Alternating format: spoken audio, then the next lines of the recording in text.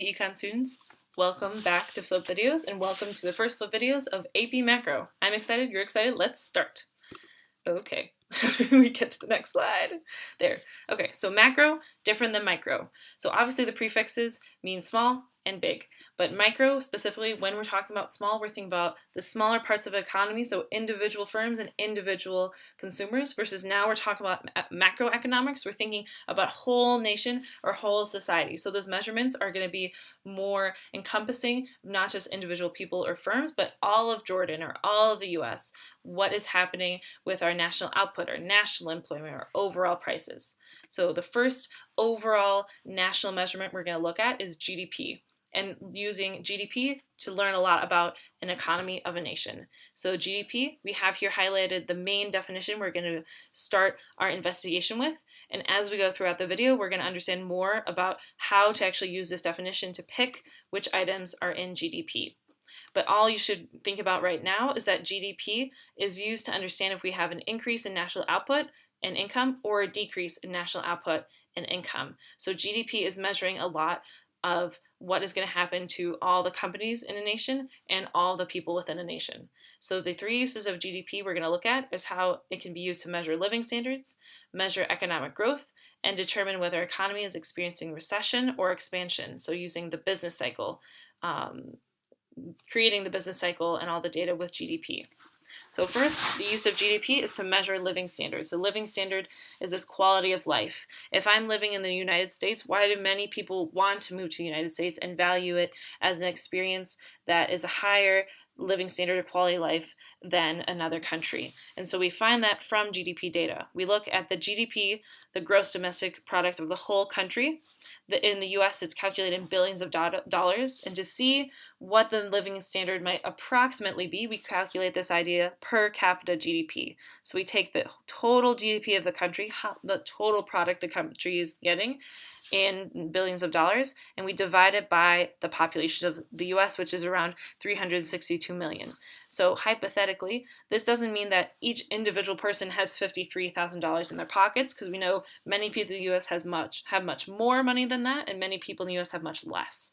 But what it's saying that because the US is having all this money, they're earning all this money from their national gross domestic product each year, that there's all this money that can be used for each of these individual citizens. So a nation with higher per capita GDP hypothetically has more money for the schools in that country, more money that can be used to build infrastructure for that country. So each of those United States citizens is seeing the benefits of that per capita GDP.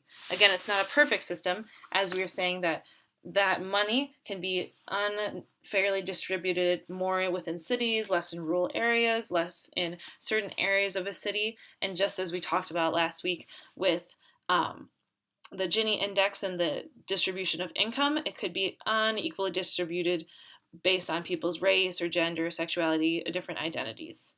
But this idea per capita GDP can be used to compare within countries. So like with India and Canada, even though they have very similar GDPs in billions of US dollars, because India has such a higher population than Canada, Canada has a higher per capita GDP. And when you think about Canada, you see, oh, people have a better quality of life, they have better access to healthcare, to education, versus India, there are more people and they might not have as high of a standard of living based on the money that they would get for the different education or services. So GDP, one specific way of using it is to measure living standards. Second way of using GDP is to measure economic growth. So when economies grow, the living standards rise. And so looking at this table, we can assume, okay, Poland, they had a high economic growth until the 1980s. It started to drop, and then after the 1990s, it increased. But how do we go from having the GDP per year to then be able to compare it to all of these different years? Because we know each year in a country, the money might inflate, that each overall level of prices could increase. And so real GDP takes into account inflation. It adjusts for inflation, so then I can look at the GDP in India in 2009 and know how to compare it accurately to the GDP of India in 1970. So later on in this presentation, we'll figure out how to actually calculate real GDP, but just know that you are adjusting for inflation to then be able to compare all these different years over time. And so if I'm saying that a country is experiencing economic growth, that means that it's experiencing a percent change in real per capita GDP. So we're putting the ideas from this slide and this slide together. That if we're looking at Mexico in 1982, this value between $6,000 and $7,000 is the GDP adjusted for inflation and divided by the population of Mexico. So each of these countries we can fully compare their GDPs because we've adjusted for inflation and we've adjusted for some of these countries have a much higher or lower population than others. So again, GDP we can use to measure economic growth. The third use of GDP is to measure and predict the business cycle. So many of you all have probably understood and heard these ideas of business cycle, expansion, contraction, and recession. And King's Academy actually opened up in the Great Recession around 2008.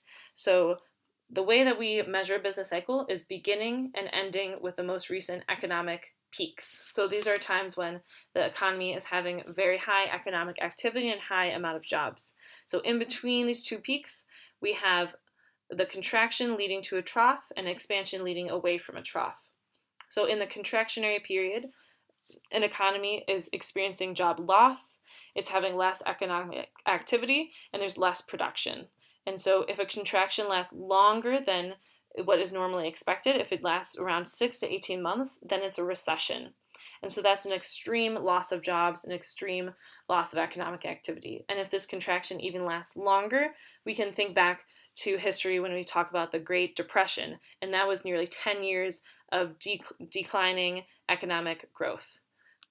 But as historians and economists have seen over time, these periods of economic decline, contraction, are always followed by a period of economic expansion. So this is when jobs are added, when there's an increase in economic activity, and there's an increase in economic production of a country.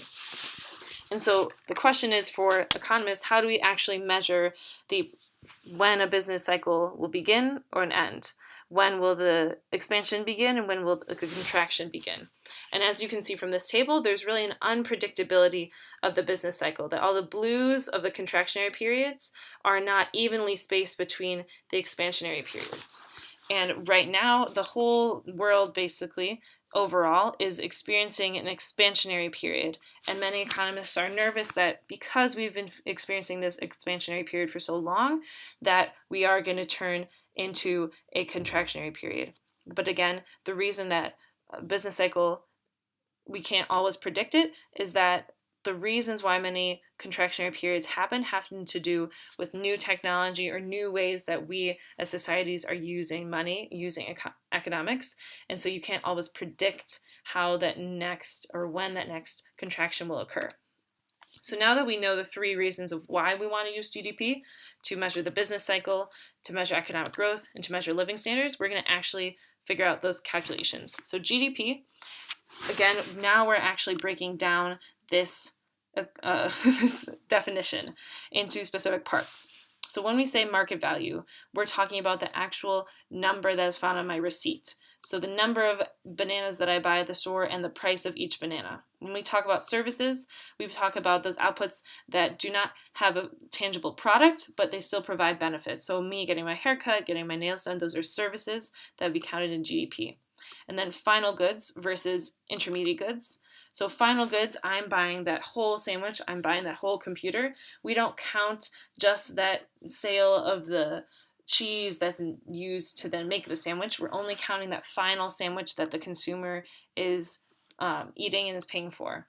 And then the D of GDP means domestic, within borders of a country. So if we're talking about Jordanian GDP, Jordan's GDP, if I went to the US and bought, international goods, yes. If I bought a deep dish pizza in Chicago or a Chicago style hot dog, I would count that in US GDP, but not in the Jordanian GDP, because we would only count the burger that I'm buying at Burger Shack or the clothes that I'm buying at City Mall, because those are the gross domestic product. And then we only count during given period. Usually the given period is the year, and so we'd only be counting items that I would buy in 2019. So if I bought a car back in 2005, that doesn't count in this year's GDP. If I'm buying a resold item that was made in the 1950s, it doesn't count during this given period. So any item that's not created within that year does not count in GDP. So GDP, gross domestic product, is the most commonly used form of economic measurement, seeing the buying and selling of output. The gross national product is something you sometimes hear about, and this talks about items that are made by a country but actually sold somewhere else. So an example would be the Japanese car company Toyota. If they are selling cars at King's Academy, which King's has bought many cars for Toyotas, that's the car I have right now, a Toyota Corolla, that is something that is going into the gross national product of Japan. Even though it's something that is bought in a foreign country, the national product, the national company is gaining money from that process. So how does GDP compute it? So we have 4 different parts. The way you can remember this equation is thinking CIG like cigarettes, and then NX like Nix or no. So do I want to smoke cigarettes? No, Miss Haley. I want to care for my body. So what do those actual letters mean? So GDP, all the items I really talked about in the last slide were purchase of final goods or services. So consumption, this idea of buying non-durable consumption goods, which could be maybe bananas or eggs or clothes that I consume over a short period of time and buy a lot of, those are non-durable consumption goods. And then durable consumption goods are still those final goods and services, but you probably only need to buy one and you use it for a long period of time. So I buy one car, I use it for 6 years. Or I buy one refrigerator, I use it for 10, 20 years. And so the consumption of these final goods and services is the largest percentage of most countries' GDPs. The other items that also count in GDP are investment. So that's anything that a company is buying to then make more product in the future. So if they're getting new tools like new computers or new machines, all this equipment, those kinds of capital, they are being used for future output, so then are still used in this year's GDP. So government spending is also a portion of a country's gross domestic product. So that's spending by all levels of government, whether it be the military, whether it be money for public schools, all of that money bought and used by the different levels of government would be counted in government spending. So I have friends who work in Chicago as public school teachers. They are working for the government, and their government employee salary is going into that year's GDP. The final part of GDP is net exports. And so that is the difference between exports, that a country is selling their items to different countries, to imports, the amount of items they're buying from other countries. And so an example for Jordan would be their exports is potash, which is mined through the Dead Sea. So how much money are they selling that potash to other countries for, and how much money are they selling, or are they paying to get imports such as oil from Saudi Arabia? If we have a positive net exports, that means that the exports that we are selling out of our country is more than the amount of money that we are taking in. So now that we know regular GDP, remember we want to be able to not just have nominal GDP, so numbers from that specific year, we want to be able to compare year to year. We want to be able to compare different GDPs. So we want to get this real GDP, so we can look at the GDP from 1920, the GDP from 1970, and have this comparison. And so what 2 values we need to have is nominal GDP, again, that GDP calculated with that year's numbers, divided by price level. So how much have the numbers actually changed between the different years? So GDP deflator is the process of actually going to using the price level to adjust this nominal GDP data. So using the prices of final goods and services counted in GDP to get to a more comparable across multiple years GDP. So the process of you doing this is really easy. You'll be given a lot of these numbers, just taking nominal GDP divided by the price level, multiplied by 100, and get real GDP. So what we also want to be able to do is calculate growth rates, so percent change in different variables. Again, you're probably going to be given these variables, you just need to be able to manipulate them and compare them to others. And so you might need to be able to calculate nominal GDP growth rate or price level growth rate. So both of these growth rate processes are still the same. You're always taking the new number, subtracting the old number, and dividing it by the old number. Here with price level growth rate, you take the new growth rate, subtract the old growth rate, divided by the old growth rate. And both of these equations will then show you the percent change in either nominal GDP or percent change in price level. And then equations that you can derive from these growth rates, you see that if we find the growth of nominal GDP, how much between these different years and their own understanding and own numbers of each year, how much did we change or increase in nominal GDP? If we take the growth of nominal GDP, it's nearly equal to looking at the growth of real GDP and adding the growth of price level. And again, we're saying that the change in percent change in price level we can find by finding that price level growth rate. How much are we seeing the price level grow each year? And in this specific year, there was a 1% growth rate. So even though we took a long time to explain how to calculate the many different levels of GDP within a year, with the nominal, or calculate the GDP comparing different years, the real GDP, and seeing all different parts of what is in GDP, many economists agree that there are many shortcomings of GDP data, that is not actually showing us the whole picture of an economy, a whole picture of a nation. So of the items that are missing from GDP, the non-market items, such as if you have a stay-at-home parent who's washing the dishes or cleaning your room, they're still providing a service, but because it's not a sold service, it's not counted in GDP. Again, another item that is sold but is actually not counted as in the government or by the government are underground shadow economy items. And so, like in the US, many states still haven't legalized marijuana. And so those sales, even though there is a sale and a product that's being provided, they are not transaction reported by the government. So that data does not go into GDP. Some countries have very high GDP, such as China. You saw back here that they have a very high GDP in the billions. But for China, they might have an inaccurate GDP data for saying it's leading to an understanding of quality of life, because there's many smoggy cities in China, many city centers, you have to be wearing masks to help prevent health impacts. And so their GDP does not distinguish whether or not they're using environmentally healthy production. And so if we incorporated quality environment into GDP, maybe the GDP of China would shift.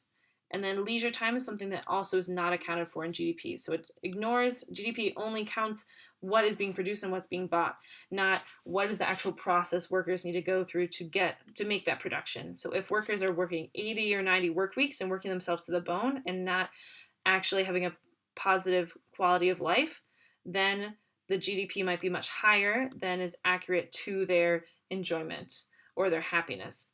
So other people argue that these measurements, such as life expectancy or happiness levels or education levels, should be used instead to measure a country's success. But what economists argue is that these kind of measures are very objective. They're very subjective. They're very differing by each person. One person might say they're happy under certain conditions, while one person might say they're happy under others. So it's difficult to measure. As well as economists argue that, whoa, what just happened? GDP is correlated to these measures, that we have these life expectancies that are high even when we have high GDP. So we might as well use the system that we already have. So as we continue through class, sorry about that shifting in format, we're going to debate about whether GDP is an accurate measurement of each of these countries and a country's success. We're going to calculate a lot of GDP, calculate nominal and real, and look at this inflation, how to actually account for inflation, and using all these different concepts to measure and understand an economy's well-being. So thank you all for watching today's video, and I hope you have a great rest of your day.